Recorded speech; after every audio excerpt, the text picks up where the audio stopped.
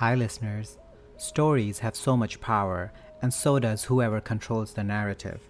It is time that we dissect and analyze these stories. I am Vipul, and this is Folk Tales.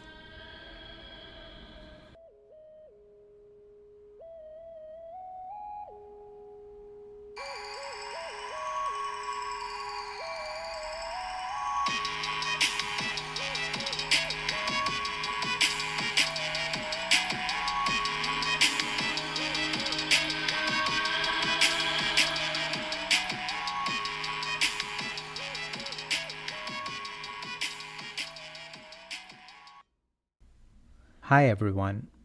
It's October. It's spooky season, which means it is a season of witches.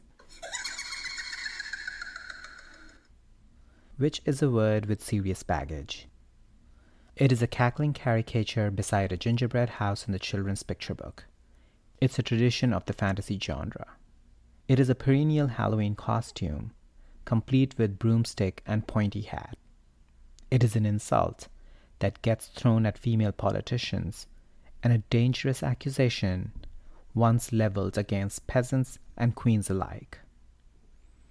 It's a word that could get you killed in many ways and many places, which brings with it the ducking stool and the stake.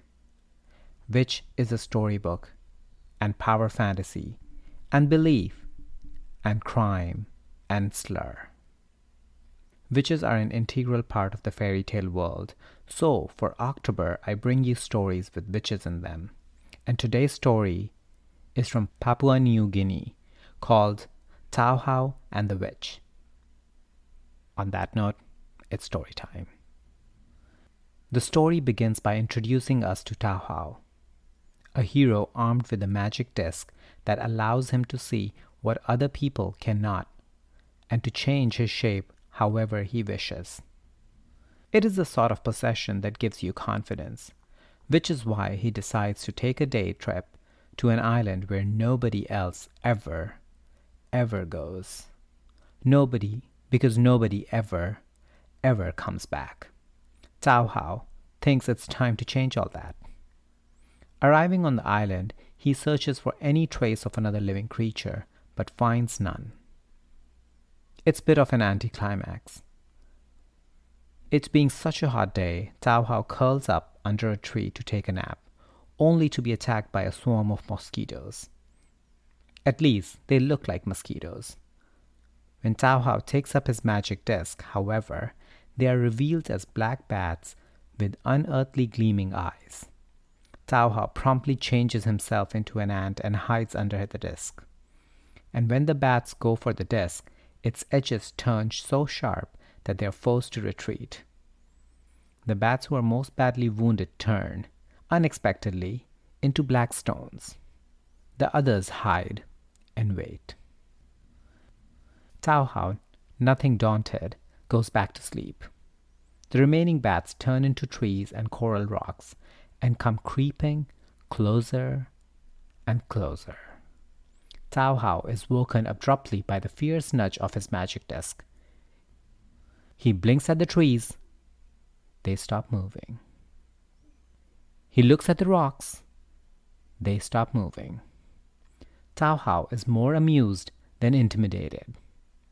When the creatures get close enough to be a concern, Tauhau holds out his magic disc and laughs to watch his enemies' hasty retreat. So the island is now a lot more interesting, worth a bit more exploration. Tauhau starts walking through the forest. Suddenly, he hears footsteps behind him, and the sound of someone's breathing. When Tauhau coughs, something coughs with him. When he hums, it hums. When he stops walking, it stops too. Tauhau experiments a little. He throws a stone into the bushes, and his pursuer does the same. Tauhau thinks that this being, whatever it is, wants him to turn around, so he does not do that. He just keeps walking. By moonrise, he has emerged onto a grass plain and sits beside a well to rest his legs. Idly glancing at the reflection of the moon in the water, Tao Hao is startled to see his pursuer reflected there instead.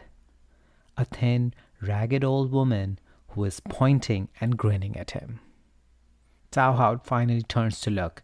The old woman leaps past him into the well. She sinks to the bottom, which is the expected thing if you jump in wells, then rises up again, which is not. When she returns, she is devastatingly beautiful, not to mention exquisitely dressed. She embraces Tao Hao and sings sweetly of her loneliness and her urgent need to kiss him. Tao Hao bends his head. Their lips almost touch.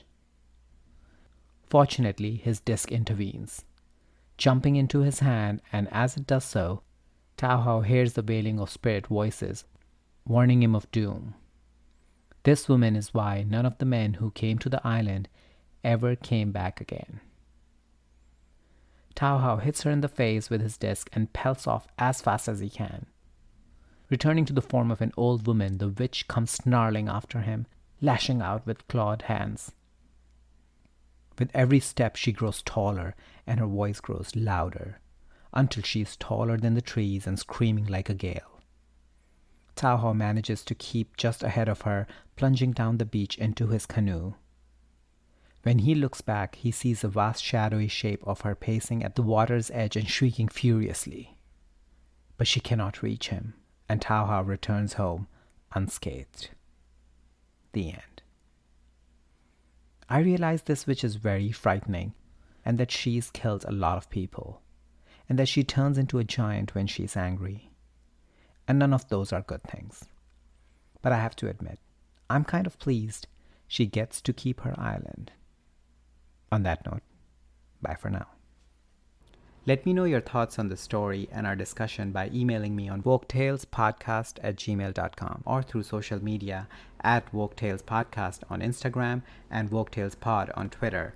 And please rate, review, and like Woke Tales Podcast, and don't forget to subscribe so you can easily access our weekly stories. If you have any story recommendations, or if you want to come dissect and analyze a story with me, give me a shout out on email or social media. Because whatever you do, keep dissecting and keep analyzing.